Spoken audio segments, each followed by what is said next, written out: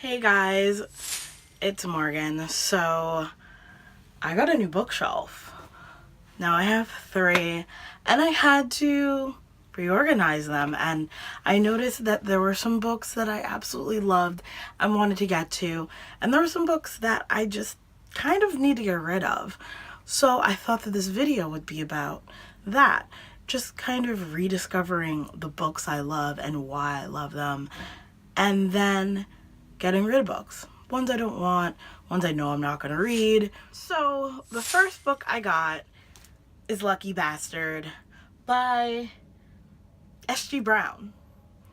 I was at the Strand and I was outside where all their really dirt cheap books are, and I saw this and I thought it sounded really interesting. It's about a private eye, some detective doing some detectiving, and it was like $1, and it sounded cool, and it said Lucky Bastard, and a book with bastard in the title, just it has to be awesome. But then also, if you look at that, it's signed. That's cool. It's a book that's signed by the author, but it's been on my shelf for maybe a year, and I'm just not interested. I haven't picked it up. I don't really know what it's about because I don't like spoilers. So I think I'm just gonna get rid of it. There's no point in owning it or it taking up space on my bookshelf if I'm not gonna read it. So this one's gotta go. The next book is Everything is Everything. I'm not 100% sold on if I'm gonna give this one up yet, but I started reading it and I got on page like 11 and it just didn't catch me. And I get it, it's a girl who basically lives in a bubble and she's allergic to everything, but it just doesn't do it for me. I just don't see me reading it anytime soon. The next book that's gonna go is Not That Kind of Girl by Leah Dunham. If you don't know who she is, the HBO show Girls, she's basically the producer, director, writer, actress. She's basically done everything in that show. She is that show, I guess. But this is the story of her life. I read some of it. You can see my bookmark. I got 85 pages into this and I thought it'd be a really good read because we seem really similar, and I like the way she writes, and maybe if she wrote a book not about her life I'd read it. But this one I couldn't get past it. It's just I lost interest in it, and it's then been on my shelf for almost maybe 2 years, almost 2 years, and I just don't see myself finishing it. But I will say that you take the dust jacket off.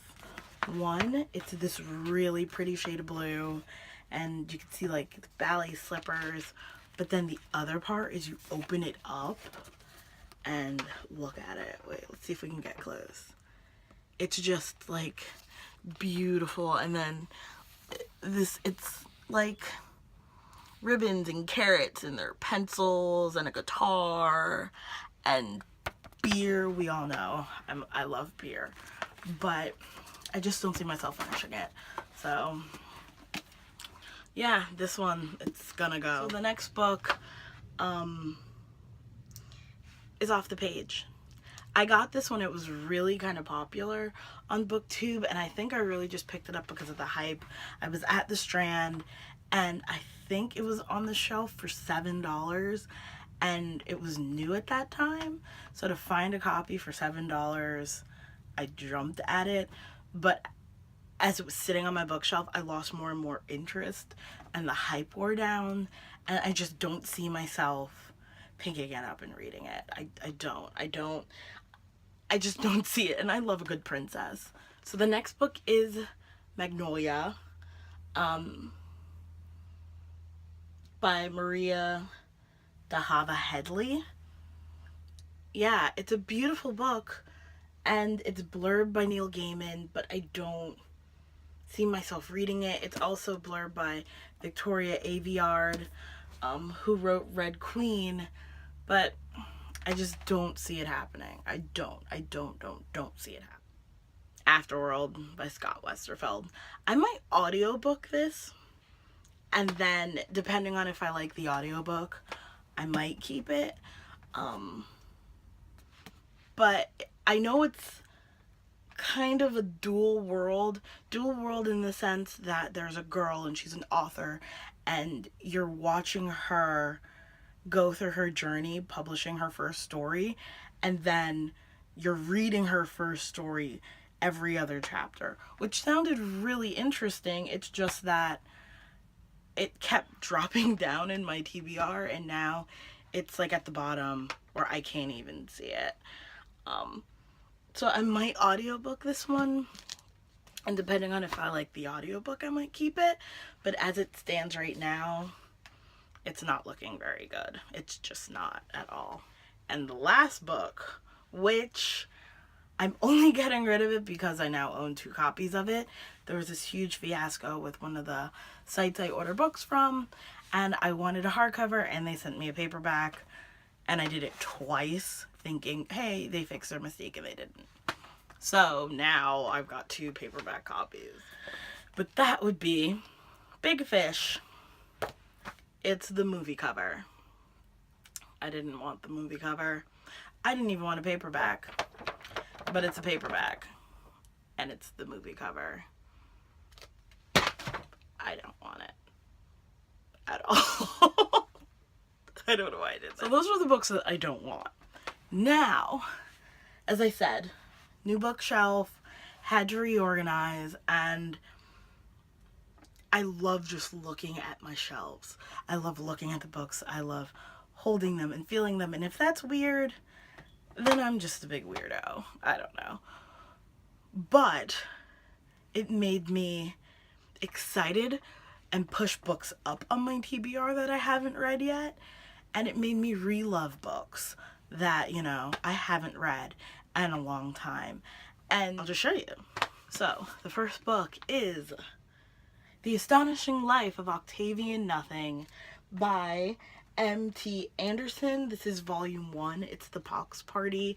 The story is about a young slave who is basically brought up with the best education, with the best tutelage in terms of manners and just society, and it turns out that he ends up being some type of experiment. It's all I know, but it sounds really interesting, and I don't know if you can see it, but it has deco edges.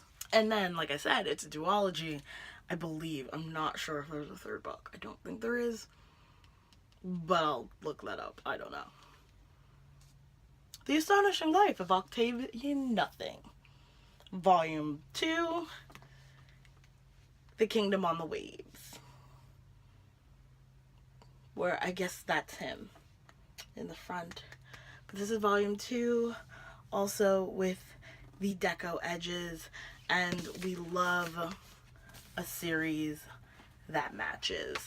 Most importantly, with their deco edges. The first book has more than this one, but that's okay. And you can also see a lot more happens in the second book than the first one, so I really need to get on my ball and read these 2. So the next duology that I need to read, or I don't know if it's a duology, I'll just say series until I get confirmation that it is a duology, is Seraphina by Rachel Hartman. Just, it's about a dragon. There are dragons in this world. I know it's not about a dragon, it's a girl and a dragon, I believe. But again, I heard the premise and it sounded awesome. Like, the blurb in the back is, can one girl unite 2 worlds? It sounded interesting, and as I was reorganizing my shelves, I was kind of reading the inside jacket, and it just re-intrigued me, which some of the other books that I previously stated, they didn't. So I'm really excited about this one. And the sequel to it is Shadow Scale. And it's metallic-y. Can you see that? Metallic-y. Ooh. Pretty.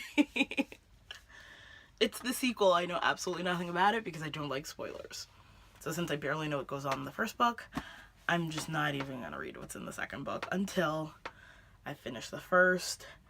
And the covers are slightly different, but they still somewhat match. But yeah. The Bone Clock by David Mitchell. If you don't know who David Mitchell is, he is the author of Cloud Atlas. And this, if you haven't seen this cover, is the British edition. One reason I will never get rid of this copy is because I literally searched for months to find the UK cover of this book. It's actually bigger than the American cover is, and on top of that, I wanted to do it without spending a lot of money. One thing you guys will realize about me is I am strangely frugal, but will spend money on a lot of books. I just won't spend a lot of money on one book, if that makes sense. But this, look at this cover. It's beautiful. Like, it's just all the way around a beautiful book. I will put up a copy of the American cover around here so you can compare. But if I do that, just, it's no competition. We got gypped in terms of a cover. So those are the books on my shelf. Some of them that just caught my eye and reignited the desire to read them, that got bumped back up on my TBR. And then I also showed you some of the books that I'm just gonna give up on, that I don't want to read, that I have no interest in reading. If you think you can persuade me to keep one, write it down, leave a comment. And other than that, I'll see you guys in the next video. Bye. Thanks again for watching, guys. If you like the video, give it a thumbs up. And if you want to follow me, click subscribe.